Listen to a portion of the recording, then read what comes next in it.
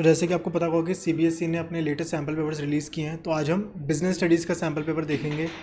जैसे पहले रहता था बिजनेस स्टडीज़ का केस बेस्ड, उसमें कोई खास चेंज नहीं आया है। जो बिजनेस स्टडीज़ का पेपर है वैसा ही है जैसे पहले आता था।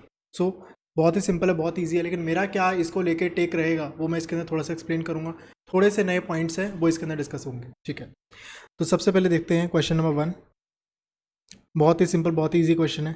क्या प्रोसेस है डिवाइड करना वर्क को इनटू छोटे छोटे पार्ट एंड देन ग्रुप करना एक जैसे काम को एक तरह। ये सीधा डेफिनेशन है किसकी? डिपार्टमेंटलाइजेशन, ठीक है। ऑर्गेनाइजिंग में डिपार्टमेंटलाइजेशन स्टेप का ये सीधा सीधा पार्ट है ये। Even though the political conditions may vary from country to country, the impact of sentiment of an investor in the business, ठीक है, कि सेंटिमेंट को अफेक्ट करता है कि बिजनेस कैसा चलेगा depending on the political conditions. Instability of political conditions, अगर पॉलिटिकल कंडीशन इनस्टेबल है, मतलब कि कभी कोई पार्टी कभी कोई पार्टी, दैट में कॉज अनसर्टेनिटी, कि वो नए रूल्स लिए हैं, बिजनेस के अगेंस्ट है, बिजनेस के लिए कैसा है, make it difficult for them to predict the future, कि फ्यूचर प्रेडिक्ट करना सर्टेन नहीं होता।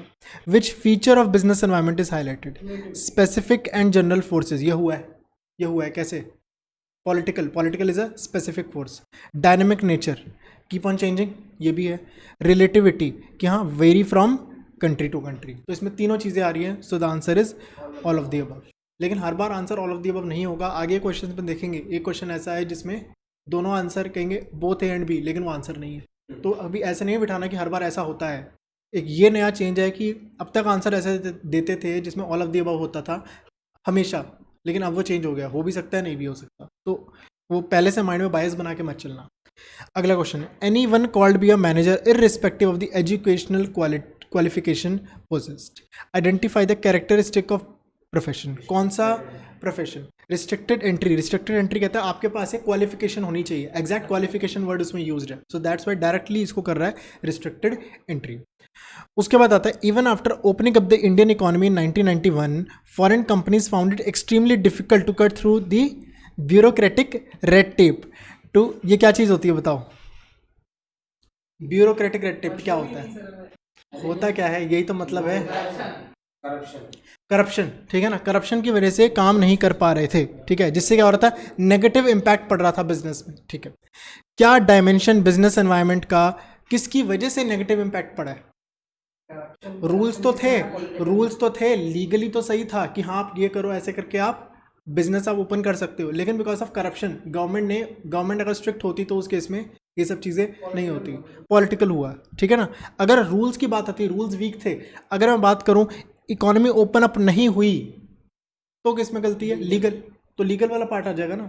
इकोनॉमिक वाले पार्ट को भेजते हैं क्या, इसमें इकोनॉमिक वाला पार्ट आएगा ज़्यादा, लेकिन अगर रूल्स ढीले हैं तो उस केस में लीगल वाला पार्ट आएगा, ठीक है, क्योंकि इसमें डायरेक्टली दिख रहा है करप्शन है, तो गवर्नमेंट ही प्रमोट कर रही है उस चीज़ को अगर करप्शन है तो, ठीक है।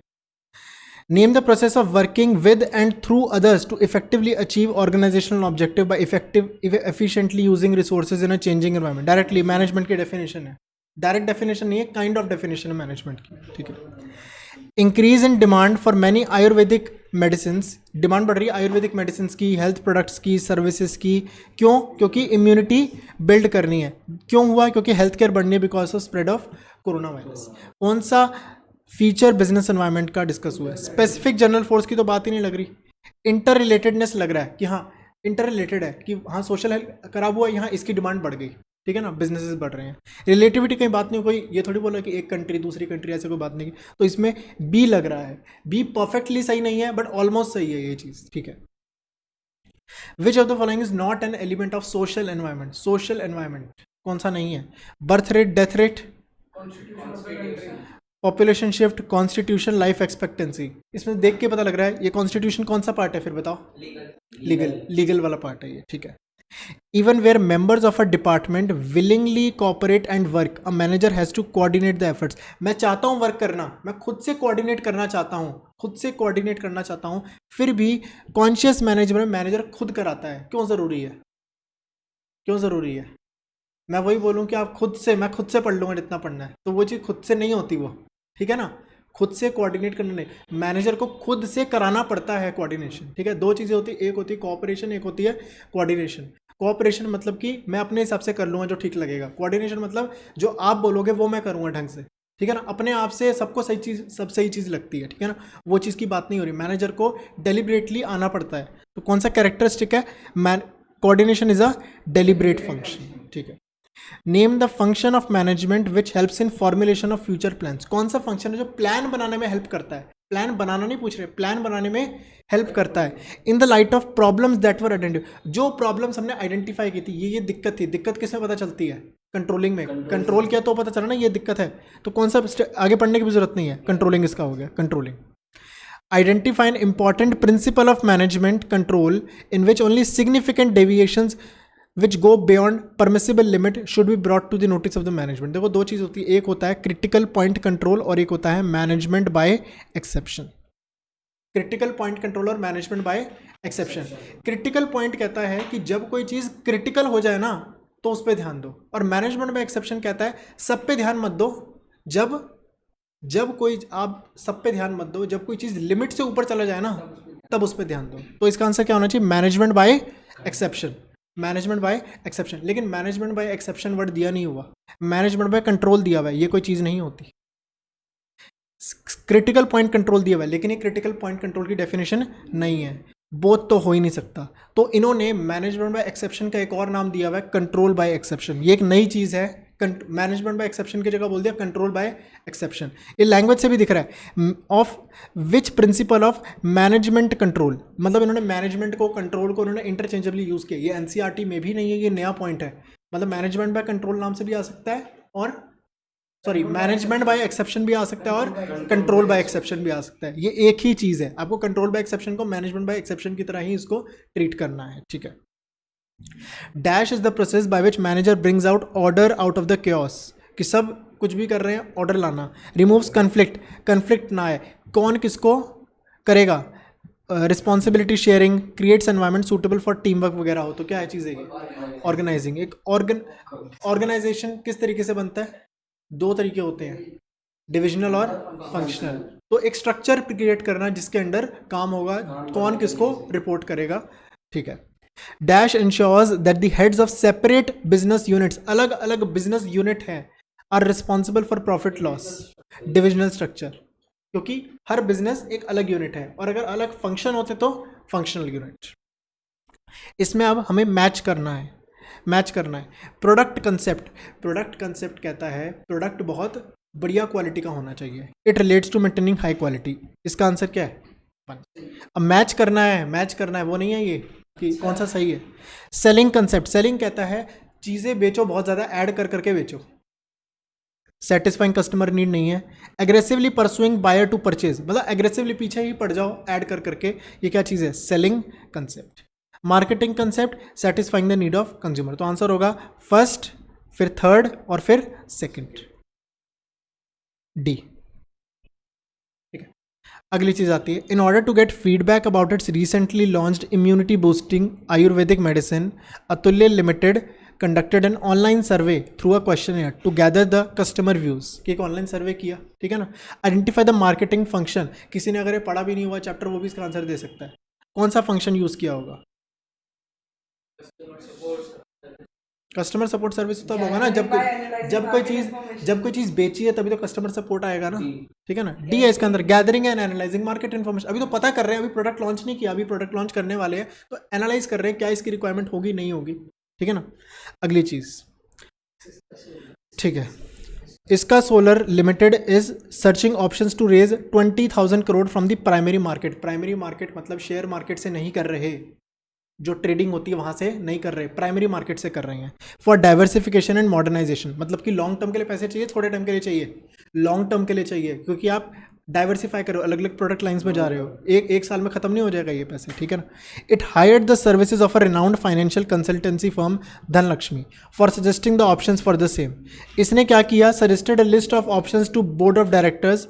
It decided that the immediate requirement of 1500 crore the company will be privilege to, कि 1500 करोड़ कैसे रेस करेंगे, कि अपने पुराने शेयर होल्डर को बोल दो कि आप ही हमसे शेयर ले लो सस्ते रेट पे। ये क्या चीज़ होता है, राइट्स इशू। क्या चीज़ होता है, rights issue. Existing share holder को राइट दे रहे हैं to avail the shares at a price less than market price से कम पे आप शेयर्स को बाय कर सकते हो। 4500 करोड़ कैसे रेज कर रहे हैं? By allotment to a consortium of financial institutions. जैसे कि मुकेश अंबानी ने क्या किया है कि हाँ फेसबुक को दिया अपना शेयर, अमेजोन को दिया, तो क्या कर रहे हैं? Private placement. ये क्या चीज़ होगी? Private placement. कुछ गिने चुने बड़े बड़े लोगों को, फाइनेंशियल इंस्टीट्यूशंस को, म्यूचुअल फंड्स को, बैंक्स को, इंश्योरेंस कंपनीज को, हेज फंड्स को, इन सबको देना, ये क्या चीज़ होती है? Private placement. तो इसमें दो चीज़ें, एक तो राइट्स इशू हुआ है और एक प्राइवेट प्लेसमेंट हुआ, ठीक है।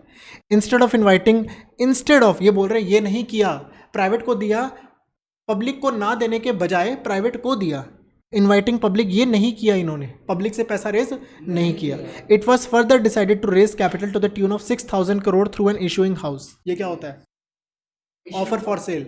ऑफर फॉर सेल कि मैंने एक इशूइंग हाउस को दे दिया, अब वो आराम से आगे पब्लिक को बेचता रहेगा, ये होता है ऑफर फॉर सेल, ठीक है। मतलब एक तरह से आप एक होलसेलर हो, आपने एक रिटेल को दी, ऑफर कर रहा है सेल के लिए, इस तरीके से हो रहा है ये चीज़। All these options were accepted by the board of directors. The board of directors further, उन्होंने बोला 8000 करोड़ और रेज करेंगे ऑनलाइन स्टॉक एक्सचेंज से। ये क्या होता है? ई-आईपीओज। ये काइंड ऑफ, मैं कहूँगा पब्लिक से पैसा ही मांगना है, बट इसका नाम अलग से, क्योंकि बिजनेस स्टडीज में दिया हुआ है, ई-आईपीओज इसका नाम है। ये प्रोस्पेक्ट, इसमें प्रोस्पेक्टस जनरली फिजिकल फॉर्म में इशू नहीं होता, ठीक है। Identify the method of flotation not taken up. कौन सा नहीं किया? प्रोस्पेक्टस के थ्रू नहीं किया। ऑफर फॉर सेल भी हुआ, ई-आईपीओ भी हुआ, राइट इशू भी हुआ, डी नहीं हुआ। 4500 crore would be raised by allotment of securities to consortium. अच्छा, वही private placement. Identify the method, वही है प्राइवेट प्लेसमेंट, ठीक है। तो जनरली इंग्लिश में हमारा ये स्ट्रैटेजी रहती है कि पहले क्वेश्चंस पढ़ लो और फिर आंसर देख लो, तो हमारा माइंड उस तरीके से काम करता है। लेकिन यहाँ पे वो चीज़ नहीं चलेगी, बता रहा हूँ, यहाँ पे बहुत मुश्किल हो जाएगा। यहाँ पे क्वेश्चन कुछ पढ़ोगे और ऊपर जब पढ़ोगे जानबूझ के आप आंसर ढूंढने की कोशिश करोगे। इंग्लिश में सिंपल रहता है, उसमें कोई ऐसी चीज़ नहीं होती। लेकिन यहाँ पे आप देखो ना, यहाँ पे इन्होंने ये दे दिया वर्ड, ये इंस्टेड ऑफ वाली चीज़ किधर गई? Instead of inviting public. अब जल्दी जल्दी में पढ़ोगे, अच्छा सब्सक्रिप्शन फ्रॉम पब्लिक को मेकिंग डायरेक्ट अपील, ये हो गया कि हाँ ये तो हुआ था, अब कंफ्यूज हो रहे हो क्या था। लेकिन जब आराम से ठहर के पूरा पैराग्राफ पढ़ोगे वो ज़्यादा बेटर रहेगा। इंग्लिश वाली अप्रोच अगर यहाँ लगाओगे तो फेल हो जाएगी वो। इंग्लिश में चीज़ सही रहती है कि यहाँ पहले आंसर पढ़ लो और फिर पैराग्राफ में से ढूंढ लो, क्योंकि वहाँ पे कोई ऐसी टेक्निकल बात नहीं हो रही, नॉट ये सब पूरा वो चीज़ में इन्होंने डिग कर दिया उस चीज़ को लेकर। तो पहले पढ़ना है, आराम से पढ़ना है, टाइम लेके पढ़ना है। अगर उसको टाइम लेके पढ़ोगे तो आराम से ये एक गो में सारे हो जाएंगे। समझ लो 3 मार्क्स के लिए अब वो पूरी मेहनत करे, तो टाइम बिल्कुल आराम से इसको देना है, ठीक है। Identify the reason by which firm funds raise to financial institution. अच्छा, इन लोगों के पास जाके क्यों किया? ताकि पैसे जल्दी हो जाएंगे, एक्सपेंसिव भी नहीं पड़ता। नहीं तो अगर पब्लिक इशू जाते तो क्या होता? फ्लोटेशन कॉस्ट बहुत ज़्यादा लगती, ठीक है। फ्लोटेशन कॉस्ट हो गया, अंडर राइटर को देना पड़ता, बहुत सारी कॉस्ट हो, तो दोनों इसमें आंसर है, ठीक है। How much money was raise through e IPOs? अरे यार, ये तो ये रहा 8000 करोड़, ठीक है। ये तो फ्री का नंबर है, ये नहीं हो पाया तो बस कुछ नहीं कर सकते। अच्छा, अगला question. Yamuna Prasad, a small shopkeeper, used to sell famous bhujia save. It was a quick selling product for locals and foreign tourists. His second generation, आगे वाले, उसने क्या किया? And expanded the business and got Yamuna की भुजिया registered with the concerned authorities. Register करा लिया। Register कराने को क्या कहते हैं? ट्रेडमार्क कराना, कि अब ये नाम और कोई यूज़ नहीं कर सकता, कोई यूज़ करेगा तो उससे पैसे ले लेंगे। पैसे लेंगे, क्यों यूज़ कर रहा है? Gradually the brand offered a wide range of products to its customers like namkeen, sweets, bakery, ठीक है। However bhujia sev remain the most popular product of the brand, creating maximum revenue. क्या उसका पर्टिकुलर प्रोडक्ट था जो बहुत ज़्यादा चलता था, ठीक है। यमुना की bhujia offered its product at competitive prices, मतलब कि प्राइसेस ज़्यादा कम कॉम्पिटिटिव, कॉम्पिटिशन में जीतने के लिए क्या करना पड़ेगा? प्राइस कम। Even while offering customer services like gift package, free home delivery, ये भी दे रहा है, चलो बढ़िया। Now it has virtually become a synonym for bhujia sev, कि हम लोग भुजिया सेव बोलते हैं तो यमुना की भुजिया ही दिमाग में चलता है, ठीक है। हाँ, so much so that people ask for Yamuna की भुजिया, ये नहीं बोलते तो भुजिया सेव दो, ये बोलो यमुना की भुजिया दो हमें, तो ये नाम हो गया था। यमुना की bhujia has developed a strong distribution network in India, ठीक है।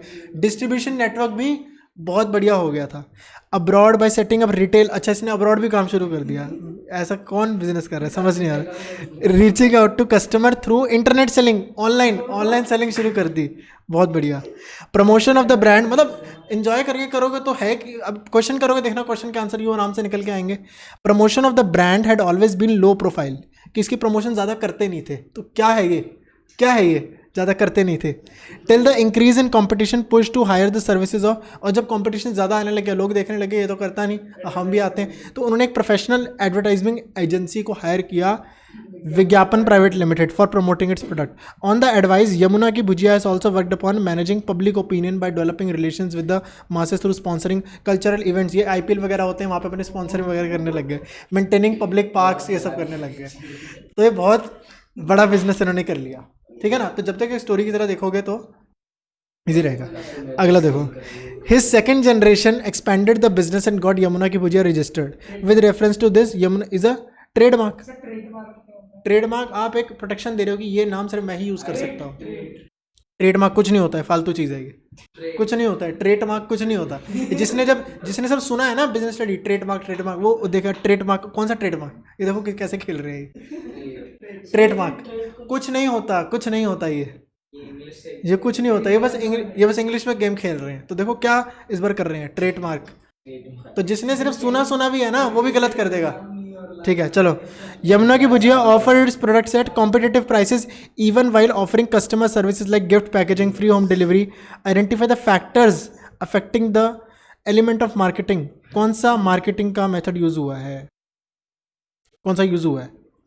ऑब्जेक्टिव की तो कोई बात नहीं हो रही, कोई ऑब्जेक्टिव है नहीं। रुको, एक्सटेंट ऑफ कंपटीशन, कंपटीशन की बात यहाँ कहाँ है? Offer its products at competitive prices, kind of सी लग रहा है। प्रोडक्ट कॉस्ट की बात नहीं है। मार्केटिंग मेथड्स है ना ये, कि हाँ पैकेजिंग देंगे, फ्री होम डिलीवरी देंगे, ये डायरेक्ट मार्केटिंग मेथड्स का ही है, इसमें कंफ्यूजन होने वाली बात नहीं, ये डायरेक्ट मार्केटिंग मेथड्स है। यमुना की bhujia has developed a strong distribution network, एक स्ट्रॉन्ग डिस्ट्रीब्यूशन नेटवर्क उन्होंने खड़ा किया है, and abroad by setting up retail outlets and reaching out to the customer through internet selling. Internet selling की और एक अच्छा डिस्ट्रीब्यूशन सिस्टम है, मतलब रिटेल, होलसेलर, एजेंट अलग अलग को बिठाए की और सेलिंग होगी। आइडेंटिफाई द डिसीजन, कौन सा डिसीजन लिया इन्होंने?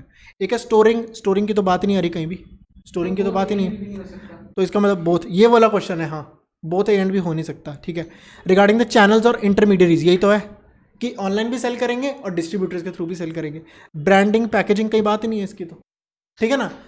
चीज़ें बहुत ऑब्वियस होती है, समझना पड़ता है, ठीक है ना, लेकिन हर चीज़ को रिलेट करना चाहो रिलेट भी कर सकते हैं। अब इसमें स्टोरिंग की तो बात ही नहीं है ना, इसलिए ए नहीं होगा। कोई ज़बरदस्ती ए और भी बनाना चाहे कि हाँ अब होलसेलर से डिस्ट्रीब्यूट कराने, होलसेलर के पास तो रखा होगा, अरे भाई तो तुम्हारा थोड़ी है वो, ज़्यादा सोचने से वो गलत हो जाएगा आंसर, ठीक है।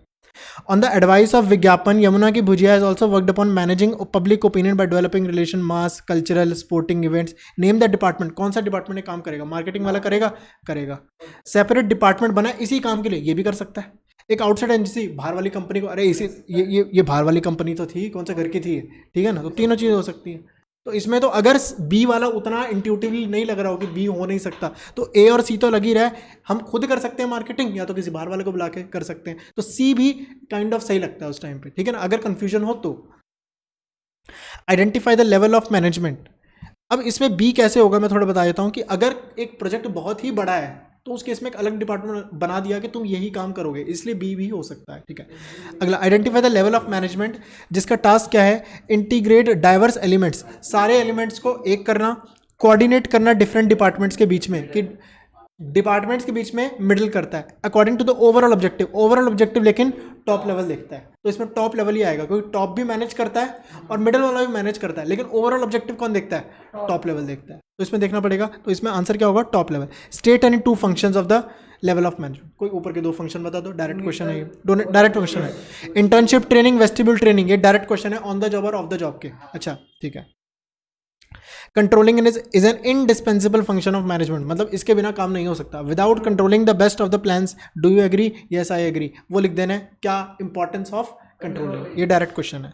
It is generally believe that measurement of performance should be done after the task is completed. Measurement तब करनी चाहिए जब टास्क पूरा हो गया हो, ठीक है। टास्क पूरा हो गया, मेजरमेंट कर लिया। Identify and explain the step in the process of function of management discussed above and step following the same. कौन सा स्टेप पे है, कौन सा फंक्शन चल रहा है? कंट्रोलिंग में क्या आ रहा है? ये मेजरिंग के बाद क्या करेंगे? कितना डेविएशंस है, डेविएशंस के बाद क्या करेंगे? एनालाइज करेंगे। एनालाइज के बाद क्या करेंगे? टेकिंग करेक्टिव एक्शन, ठीक है। ये डायरेक्ट क्वेश्चन है, ठीक है। एंड द स्टेप फॉलोड, अच्छा सिर्फ अगला ही स्टेप मांगा था, बस दैट्स इट, इतना ही करना है। मैं एक बार देख लेता हूँ उन्होंने कितना दिया हुआ है। क्वेश्चन नंबर कौन सा है? इन्होंने वही दिया हुआ है, मेजरिंग और कंपेयरिंग। मेजरिंग और कंपेयरिंग दिया हुआ है, मतलब डेविएशंस, फाइंडिंग द डेविएशंस या कंपेयरिंग, दोनों एक ही बात है, ठीक है। अगली चीज आती है, state the development functions of SEBI. ये डायरेक्ट क्वेश्चन है, ये डायरेक्ट क्वेश्चन है। 3 money market instrument, call money, commercial paper, commercial bill और ट्रेजरी बिल, ट्रेजरी बिल। तो ये सब चीज़ें, ये डायरेक्ट है। In an interview with a leading news channel, mister Rakesh, CEO of get my job, पक्का स्टाफिंग का क्वेश्चन है, has announce suggested that companies which want more and more people to apply for the job. वो क्या कर रहा है, कौन से स्टेप ऑफ स्टाफिंग पे है? रिक्रूटिंग पे है, recruiting, stimulating them to apply for more and more jobs, ठीक है ना। In their organisation should take up the process for applying jobs easier and candidate. Name and explain the next 2 steps. Next 2 steps, steps पूछे हैं, ठीक है ना। तो अगला स्टेप क्या होगा रिक्रूटिंग के बाद? सिलेक्शन। सिलेक्शन के बाद क्या होगा? Placement and orientation. सिलेक्शन के अंदर के प्रोसेस नहीं पूछे, सिलेक्शन का पूछा है अंदर, ठीक है ना। तो इसमें डायरेक्ट हमें स्टेप्स बताने, जब तक वो स्पेसिफिकली ना पूछेगी उसके अंदर क्या होता है तब तक वो नहीं बताना है, ठीक है। प्रमोद सुपरवाइजर एट, जो भी है ये, द फैक्ट्री प्रोड्यूसेस इतने बिस्किट, ठीक है, इतने बनाती है, ठीक है। As Pramod ensures that work goes on smoothly, there is no interruption, is a good leader. Order देता है पूछने के बाद।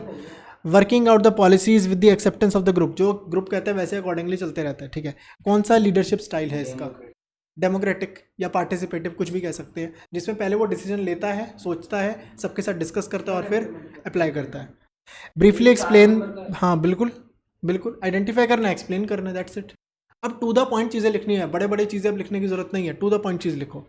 Briefly explain the positive and negative aspects of type of communication which arises out of the need of the employ to exchange their views. अब तक direct question आता था कि एक्सप्लेन ये एक्सप्लेन वो, इन्होंने एक लाइन में घुमा दिया। पॉजिटिव नेगेटिव एस्पेक्ट्स बताओ, किस टाइप की इन्होंने ये नहीं बोला फॉर्मल इनफॉर्मल, बोला है वो टाइप ऑफ कम्युनिकेशन जिसमें लोग अपने लिए अपने एक्सचेंज, अपने व्यू एक्सचेंज करते हैं, इनफॉर्मल। तो डायरेक्ट की जगह इस तरीके से उन्होंने इनडायरेक्ट दे दिया, कुछ खास इसमें यानी इनफॉर्मल के पॉजिटिव और नेगेटिव एस्पेक्ट्स बता देने, एडवांटेज डिसएडवांटेज, ठीक है। Identify and explain the elements of directing. 4 elements होते हैं, सुपरविजन, लीडरशिप, मोटिवेशन और कम्युनिकेशन। आस्था, आप मतलब वही बात है ना, आप एलिमेंट्स पढ़ते ही पहले ध्यान आना चाहिए एलिमेंट्स किसकी चीज़ की बात हो रही है, तो उसके बाद क्वेश्चन करना इजी हो जाता है।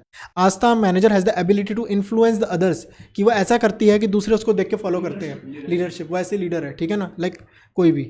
Neeraj, managing director declares share in the profit to the manager for their contribution to increase. जो प्रॉफिट बढ़ाएगा उसको मैं प्रॉफिट का शेयर दूंगा। मोटिवेशन, मोटिवेशन बहुत इजी, देखो 4 मार्क्स का कितना बढ़िया क्वेश्चन। क्या करना है? आइडेंटिफाई एक्सप्लेन, दोनों का, हाँ आइडेंटिफाई एक्सप्लेन करना है, ठीक है। Explain any 4 factors affecting working capital requirement, direct question है, नहीं करा रहा। 4 factors affecting choice of capital, ये भी डायरेक्ट क्वेश्चन है, ठीक है। Dheeraj wants to start a business of selling N95 mask after the outbreak of the global corona virus due to uncertain market conditions. He wants to make a low investment in fixed cap, वो चाहता है मैं ज़्यादा पैसे ना लगाऊं machine building land ये खरीदने में। Suggest how decisions relating to choice of technique, कौन सी टेक्निक यूज़ करनी चाहिए, labour intensive, capital intensive, labour intensive, क्योंकि कैपिटल इंटेंसिव में ज़्यादा मशीन लगेंगी। फाइनेंसिंग ऑल्टरनेटिव, क्या उसे पूरी मशीन खरीदनी चाहिए या उसे लीज पे लेनी चाहिए? लीज पे लेनी चाहिए। तो डायरेक्टली क्वेश्चन ये नहीं पूछ रहा कि अगर फिक्स्ड कैपिटल रिक्वायरमेंट कम है तो क्या क्या करना चाहिए। इनडायरेक्ट फॉर्म में एक छोटा सा केस स्टडी के फॉर्म में, देखो 4 मार्क्स का क्वेश्चन, सिंपल, इसमें 2 लाइन लिखनी है, ये 2 लाइन लिख दी, हो गए 4 नंबर पूरे, दैट्स इट। एक बार देख लेता हूँ किस तरीके से उन्होंने लिखा है, फिर भी थोड़ा बहुत एक्सप्लेन कर ही देना, क्यों रिस्क थोड़ा सा ले। और